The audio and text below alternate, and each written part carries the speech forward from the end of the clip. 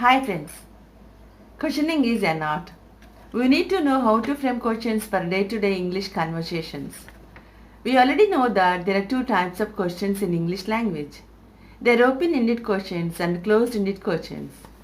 In the last video, we discussed open-ended questions. In this video, I am going to talk about closed-ended questions. We invert the subject and the verb to frame a closed-ended question. A closed question usually gets only two answers, either yes or no. The third answer is not possible. Here the choice of answering is closed. Same thing happens when we seek permission or requesting someone to do something.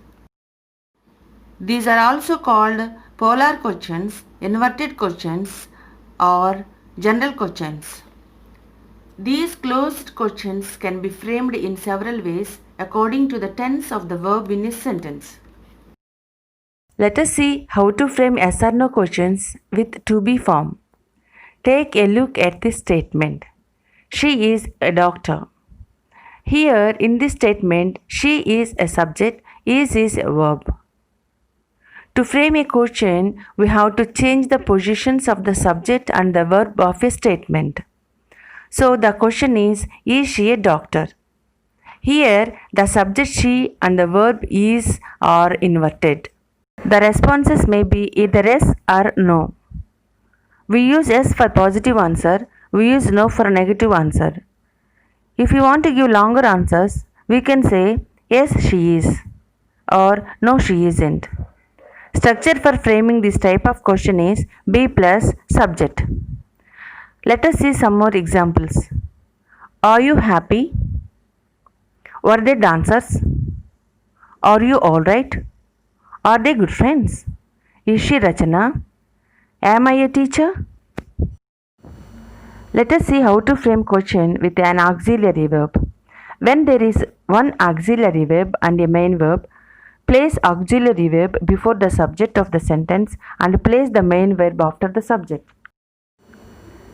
She is going to the market. Here in this statement, here are two verbs, an auxiliary verb and a main verb. So place an auxiliary verb is before the subject and the main verb after the subject. So the question is she going to the market? The structure for making this type of question is auxiliary verb plus subject plus main verb. Let us see some more examples. Are you ready to start your work? Are they coming from Bombay?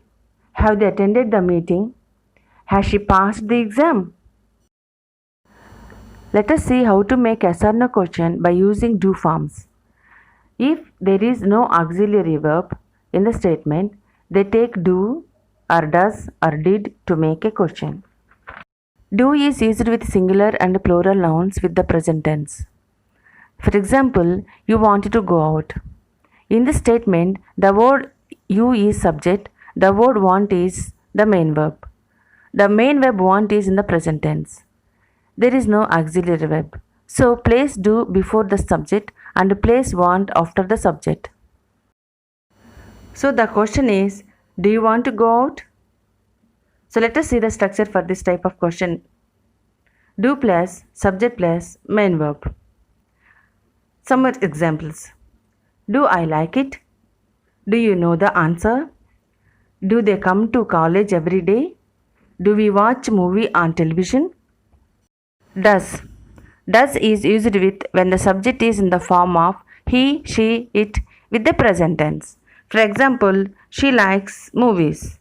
In this statement, the word she is a third person singular with the present tense. So the question is, does she like movies? Structure. Does plus subject plus main verb. Does an eagle fly high in the sky?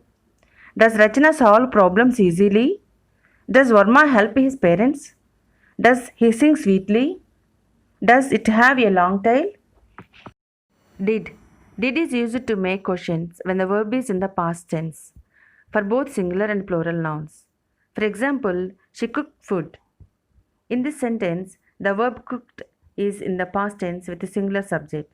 There is no auxiliary verb. So we have to place did before the subject to make a question.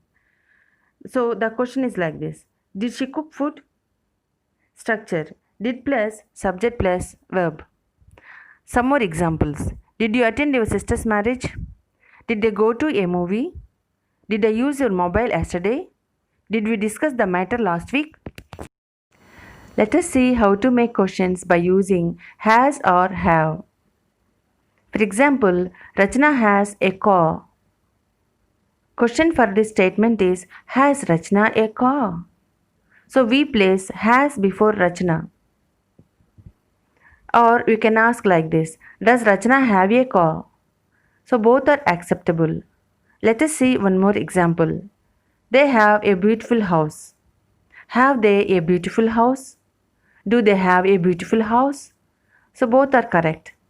Structures has or have plus subject plus main verb, or do or does plus subject plus main verb. Let us see how to make yes or no questions by using modal verbs can, could, will, would, shall, should, may, and might. We use them to express possibility, necessity, permission, or offering help. Simply switch the positions of the subject and the modal verb in the sentence. For example, we can meet tomorrow. In this sentence, there is only one modal verb and a main verb. So, place this modal verb before the subject to frame a question. So, the question is like this: can we meet tomorrow? Structure: modal verb plus subject plus main verb. So, let us see some more examples.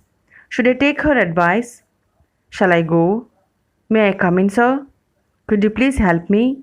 Would you please show me the way? Might I consult a doctor? Let us see how to frame questions with more than one auxiliary verb. At times there is more than one auxiliary verb in a sentence. First auxiliary verb should be placed before the subject and second auxiliary verb after the subject, and it follows a main verb. For example, this phone call is being recorded. So the question is like this: is the phone call being recorded? Structure: first auxiliary verb plus subject plus second auxiliary verb plus main verb. Some more examples. Should I have been attending the meeting? Has a letter been written by Balu? Have they been disturbed by some problems? Will they have been finished the work by next year? Thank you for watching this video, and please subscribe for more videos on English communication skills.